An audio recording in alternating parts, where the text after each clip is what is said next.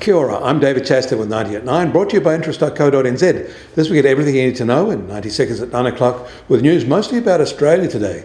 The Australian Prime Minister is in Beijing, meeting with President Xi. Trade is the main topic, and that needs improved relations after a period of bilateral tension. These latest meetings bring a notable thaw ahead of the US-China meetings at the upcoming APEC conference.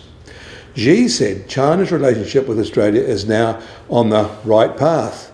Albanese pointed out that an improvement will be beneficial for both countries. But Australia is negotiating trade restriction rollbacks that should never have been imposed in the first place. However, Albanese did invite Xi to Australia.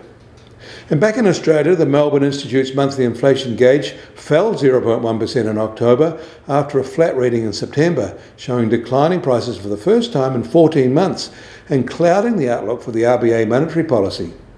The annual growth rate also eased to 5.1% in October from 5.7% in September.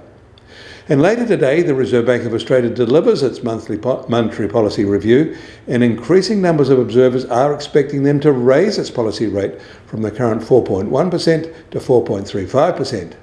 If they do, parts of Australia will be shocked, but they shouldn't be, because inflation is still very high and their housing markets are becoming sharply less affordable. A rise could give blowback on the New Zealand dollar and our interest rates, although to be fair, some of that will be already priced in. Oh, and there's also a horse race in Australia today.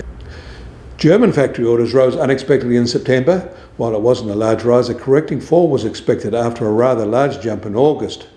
Foreign orders were the driver here, up 4.2%, with new orders from the EU rising 6.2%, and orders from the rest of the world rising 2.9%.